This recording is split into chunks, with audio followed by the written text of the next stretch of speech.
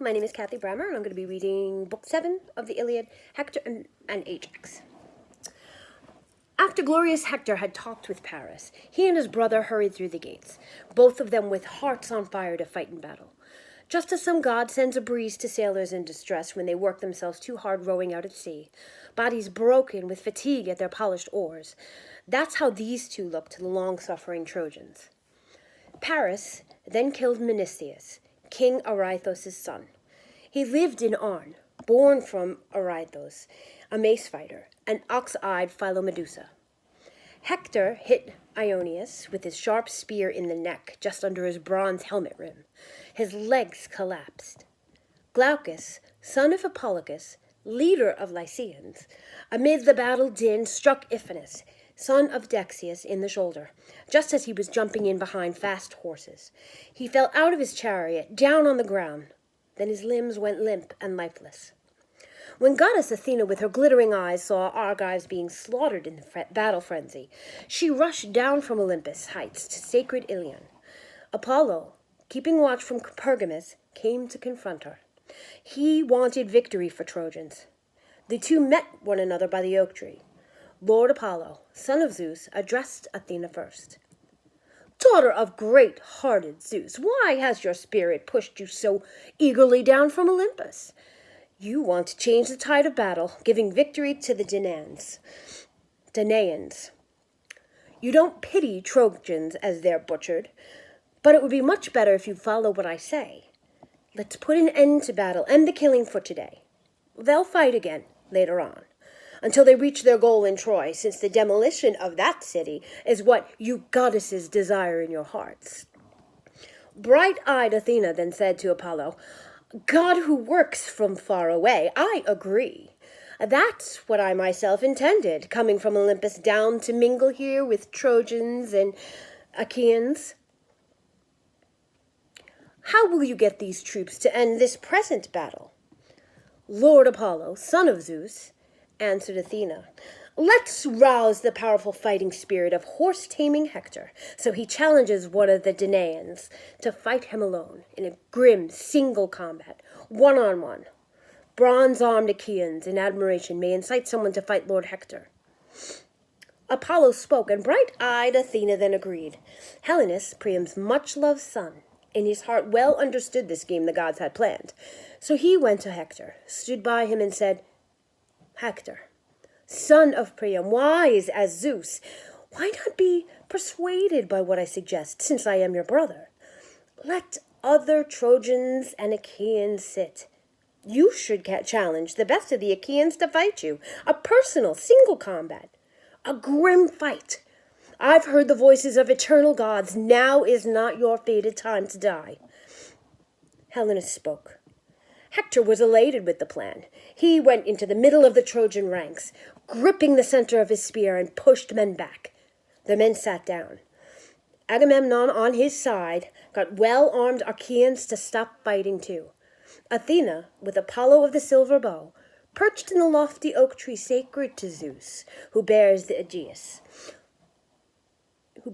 aegis, looking like two vultures set to enjoy the unfolding human action.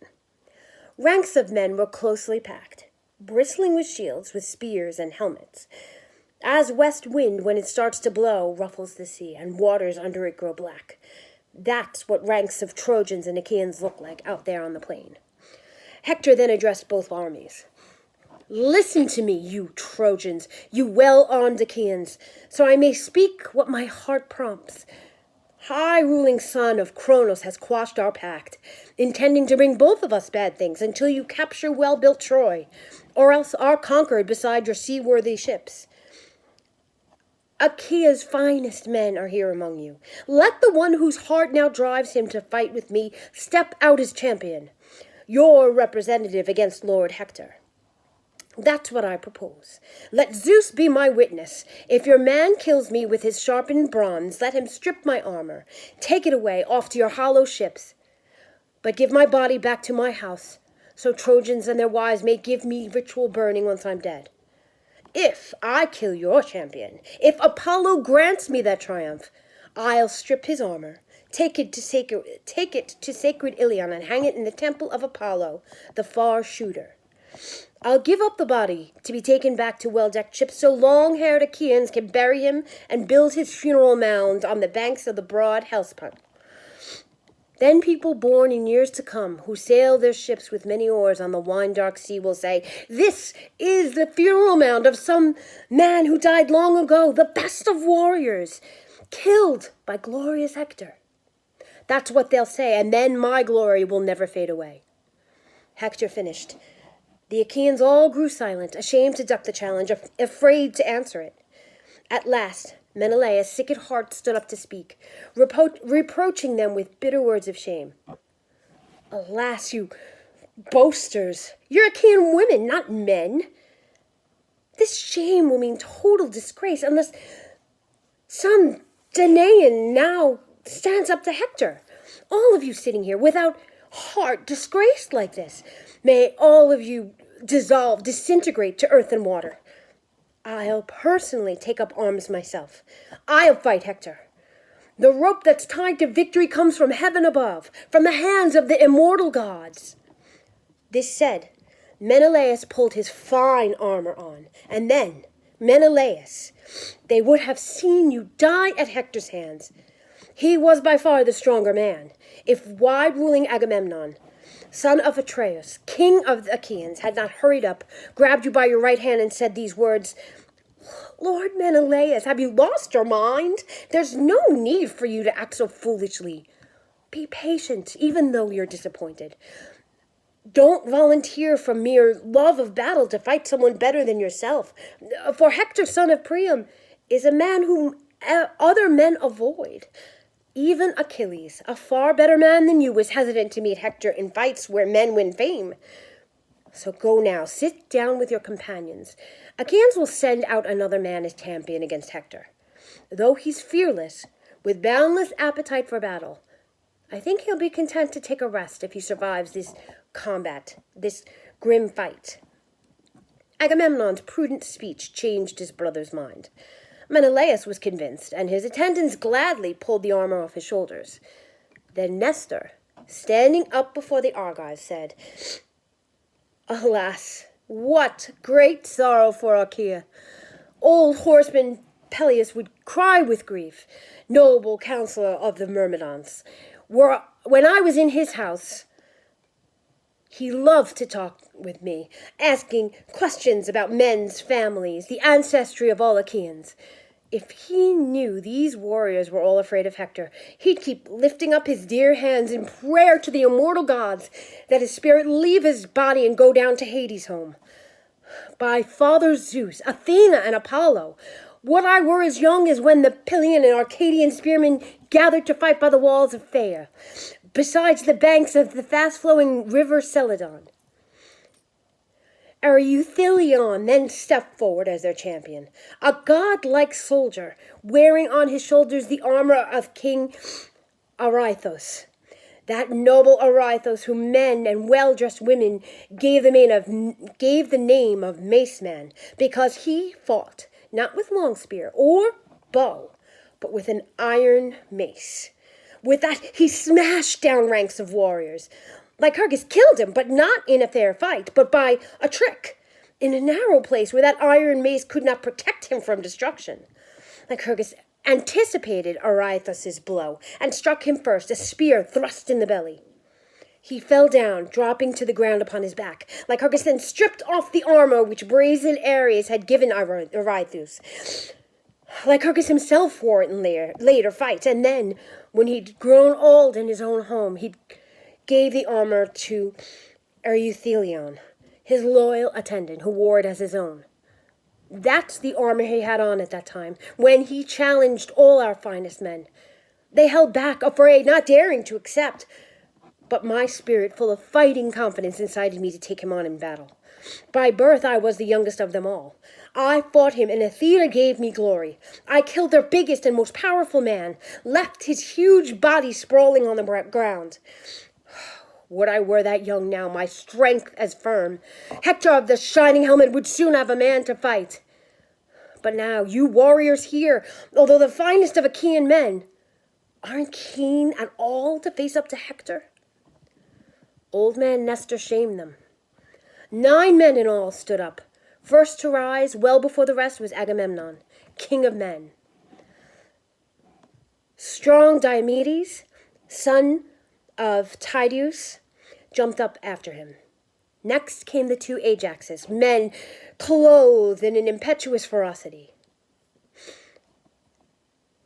Idomeneus, his comrade Meriones, and Eurypylus, Eumaeon's fine son. Then Theos, son of Andraemon, then Lord Odysseus. They were all willing volunteers to fight with Hector.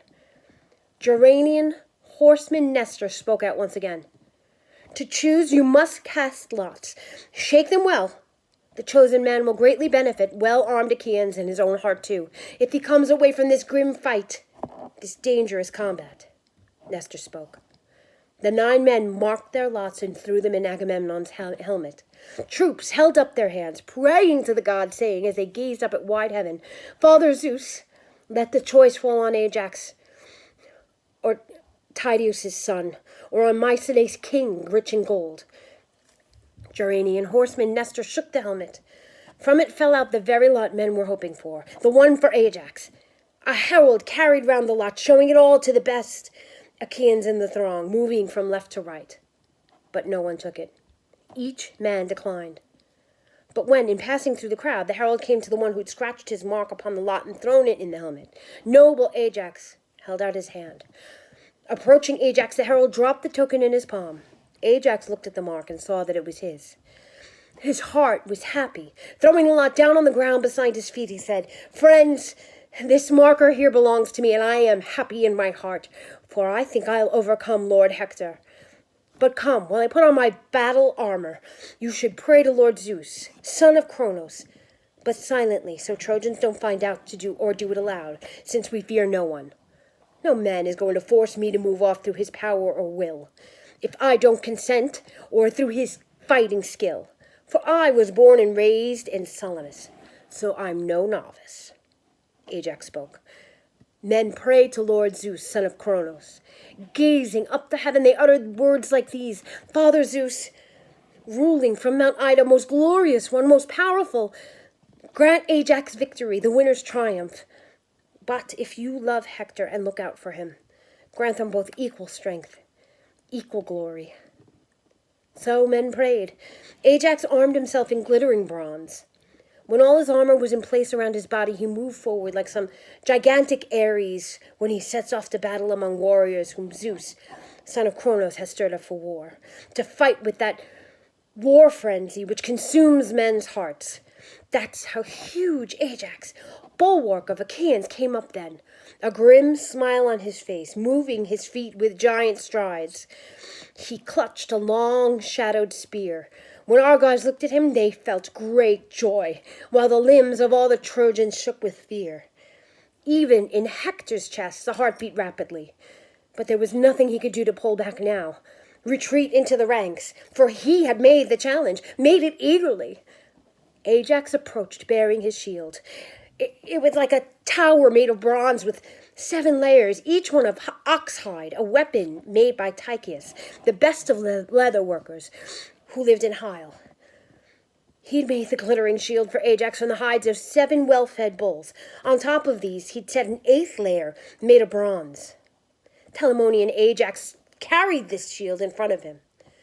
He came up, stood quite close to Hector, then spoke out grimly, Hector, now you'll come to recognize, one against one, just what the finest men are like among the Danaans, not counting Achilles, breaker of men with his lion's heart. He now lies by his curved seaworthy ships, angry at Agamemnon, his people's shepherd. But there are lots of us who'll stand against you, so come on then, let's start this fight. Great Hector of the shining helmet then replied, Noble Ajax, son of Telamon, leader of your people, don't play with me as if I were a witless child or woman. For who knows of what war requires? For I understand how well to fight, how to kill men.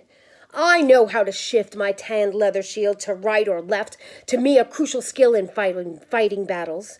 I know how to charge into the frenzy of fast chariots, and I know how to dance to Ares' tune in the grim killing zone. I don't want to hit you with a sneaky shot, not a man like you, but in open combat, if I can manage it. Once Hector spoke, he balanced his long-shadowed spear and hurled it. He hit Ajax's fearful 7-layered shield on the outer covering of bronze, its 8th layer. The tireless spear tore its way through 6 layers, but stopped at the 7th. Then noble Ajax, in his turn, threw his long-shadowed spear at Hector. His spear hit the even circle of Hector's shield, broke through the glittering shield, and forced its way through the breastplate and tunic covering his ribs. Hector twisted to one side, evading a black fate. The two men then both pulled the long spears from their shields and charged each other like flesh-eating lions or savage boars whose strength is inexhaustible.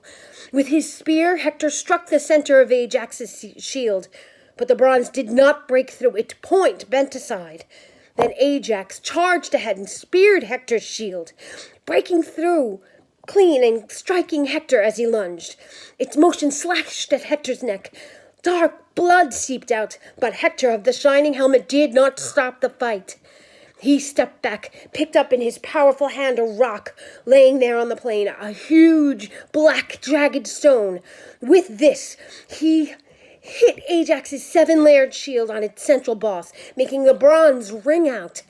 Then Ajax, in his turn, seized a much bigger stone, swung it round and threw it with tremendous force. The rock, like a millstone, hit Hector's shield and smashed it. Strength drained from Hector's limbs. He was thrown on his back with his shield pressing him on top, weighing him down. At once Apollo raised him up.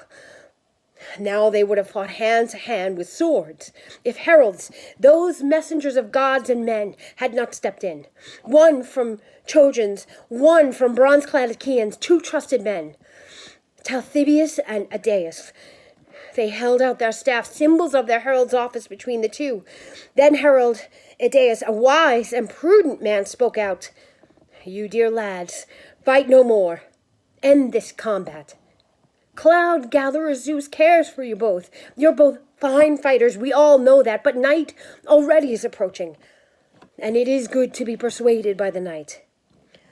Telamonian Ajax then said in reply, Idaeus, tell Hector here to give the word, for he was keen to challenge our best men. Let him speak first. I'll gladly follow what he says. Great Hector of the shining helmet, answered Ajax. Ajax, God has given you size, power, judgment, and you're the strongest with the spear among Achaeans. For today, let's end our battle combat. We'll fight once again, later on, until God decides between us, awarding one of us the victory. For night already is approaching, and it is good to be persuaded by the night. So you can bring joy to all Achaeans by their ships, especially your clansmen, your companions. And I can bring joy to the mighty city of King Priam, to Trojans and women in their trailing gowns. They'll gather in holy processions now, giving thanks on my behalf in prayer. But come, let's exchange noteworthy presents with each other, so Trojans and Achaeans may say, these men fought in murderous war, but were reconciled and parted friends. This said, Hector gave Ajax a silver-studded sword, along with a scabbard and a well-cut sword belt. Ajax gave Hector a shining purple belt. Then they parted. Ajax going to Achaean troops, Hector rejoining the Trojans, who were overjoyed to see him return alive, safe and sound, surviving Ajax's fury, his unconquerable hands. They'd given up all hope for Hector's safety. Now they took him back with them into the city. Well-armed Achaeans, for their most part, led Ajax, elated by his victory, to Lord Agamemnon. When they all came inside Agamemnon's hut, the son of Atreus, king of men, sacrificed an ox, a male of 5 years, to the exalted son of Cronos. They flayed the beast, prepared and carved it up, chopping it skillfully into tiny pieces. They skewered these on spits, cooked them carefully, and drew them off.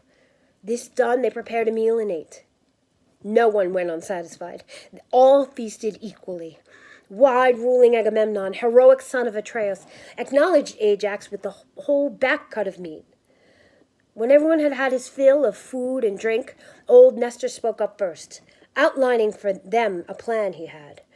Earlier his advice had seemed the best. Keeping in mind their common good, he said, "Son of Atreus, you other Argive leaders, many long-haired Achaeans have been killed. Fierce Ares has scattered their dark blood beside the fair-flowing Scamander River. Their souls have departed down to Hades. So tomorrow you should call a halt. Stop Achaeans fighting. We should all assemble, then carry off the bodies of the dead with mules and oxen. Then we'll burn them a short distance from our ships, so each of us, when we return, may carry back the bones. Let's set up one single common funeral mound, close by the fire and angled on the plain. Then with all speed from that mound we'll build some high walls with turrets to guard us and our ships. In those walls we'll construct tight-fitting gates so there's a path to drive our chariots through. Outside we'll dig a deep trench close beside it to enclose the walls and hold out chariots. Soldiers, too, if those impetuous Trojans should ever drive us back in battle." So Nestor spoke. All the kings approved his plan. Meanwhile, the Trojans were meeting on the city heights by Priam's palace doors. They were confused and fearful. Antenor, a wise counselor, was the first to speak. "Listen to me, you Trojans, Dardan allies, so I may say what the heart in my chest prompts. Come now, let's give back Argive Helen and her possessions to the sons of Atreus for them to keep. We've broken the truce and are fighting once again, so I don't see how things will work out very well for us unless we carry out what I propose." Antenor spoke, then sat down. Before them all, Lord Alexander, husband of fair-haired Helen, stood up to reply. His words had wings. "Antenor, I am not pleased with what you've said. You know very well how to think up some alternative, some better plan. But if you truly mean what you've just said, the gods themselves have muddled up your wits. Now I'll speak to horse-taming Trojans. I flatly refuse. I won't give up my wife. But I will surrender all the goods I carried back from Argos to our home. I'm willing to give up all of it, even to add to it things of mine own." Paris spoke, then sat back down. Priam stood up, descendant of Dardanus, wise as the gods. Thinking of their common cause, he spoke out, "Listen to me, Trojans, Dardan allies, so I may state what the heart in my chest prompts. You should prepare your dinner and then eat here in the city as before. But remember, keep sentries posted. Each man should stay awake. Tomorrow morning, Idaeus should go to the hollow ships to tell the sons of Atreus, both Agamemnon and Menelaus, what Alexander has just now proposed, the very man whose cause launched this dispute. Idaeus should propose this wise suggestion if they'll consent to postpone grim warfare so we can burn our dead. We'll fight later, until God adjudicates between us and awards one side the victory." They heard what Priam said, and readily agreed. Throughout the army, in the ranks, they ate their dinner. At dawn, Idaeus went out to the hollow ships, where he found Danaans, companions of Ares, assembled by the stern of Agamemnon's ship. The loud-voiced herald standing in their midst spoke out, "Son of Atreus, other Achaean leaders, Priam and other noble Trojans asked me to tell you what Alexander has proposed, if that meets with your approval. An offer you will want to hear. That man began our strife. All the property which Paris brought here in his hollow ships to Troy, how I wish he'd died before that day, he'll hand over, and add more goods from his own home. But he says he'll not return that noble lady, wife of Menelaus, though the Trojans wish he'd do that.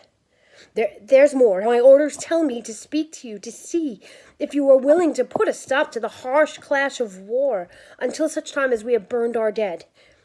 We will fight later until God chooses between us, makes one of us the victors." Idaeus spoke. They all remained silent, speechless. At last Diomedes, skilled at war shouts, cried out, "Let no man now accept Alexander's stuff, nor Helen. For it's quite clear, even to a fool, the Trojans are tied down to lethal fate. Diomedes spoke. All Achaea's sons roared out, approving. What horse taming, Diomedes said. Mighty Agamemnon then addressed Idaeus. Idaeus, you yourself have heard our answer, what Achaeans think of what you offer. And I agree with them.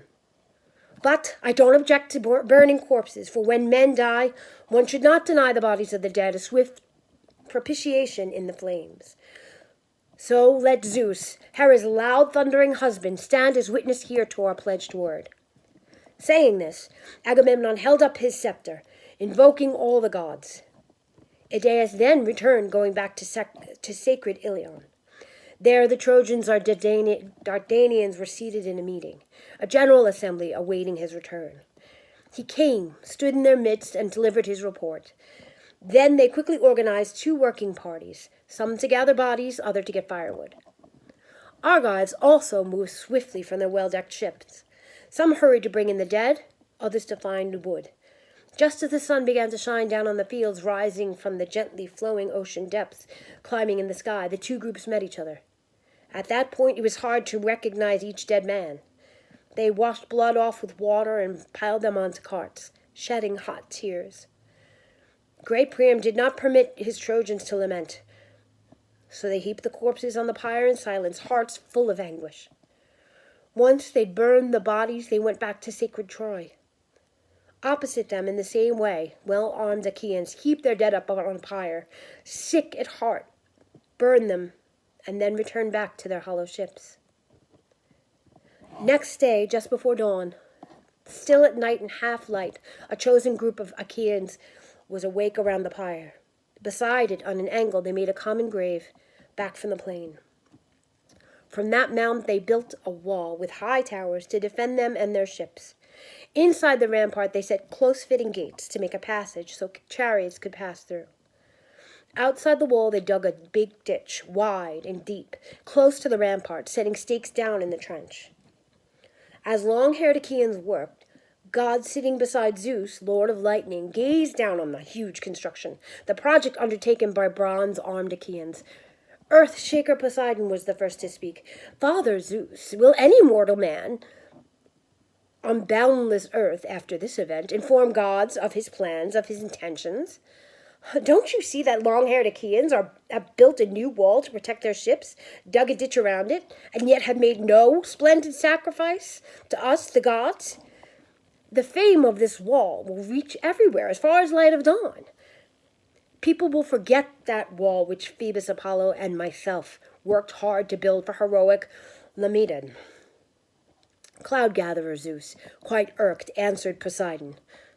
Such talk from you, mighty Earthshaker, is silly. Another god might well fear this design, some god with far less powerful hands, a weaker spirit than your own. Your fame will reach as far as the shining light of dawn. Come now. When the long-haired Achaeans leave, sailing their ships to their dear native land, you can smash their wall, take it out to sea, bury the great shore under sand, and so erase the great Achaean wall completely. As the gods discussed these things amongst themselves, the sun went down and Achaeans finished working. They slaughtered oxen by their huts and ate their dinner. Many ships had come, bringing wine from Lemnos, sent by Jason's son Eueneus, born to Jason, his people's shepherd, from Hypsipyle. Eueneus had donated wine, 1,000 measures, to go to Agamemnon and Menelaus. From these ships, long-haired Achaeans bought their wine. Some bartered with bronze, some with shiny iron, others with hides, live oxen, or with slaves. And then the men prepared a sumptuous banquet. Long-haired Achaeans feasted all night long, as did Trojans and their allies in the city, while throughout the night Counselor Zeus, thundering ominously, plotted bad things for them. Pale fear gripped men. They kept pouring wine from goblets onto the ground. No one dared to drink before he made an offering to Zeus, almighty son of Kronos. Then they went to bed to receive the gift of sleep. Thank you.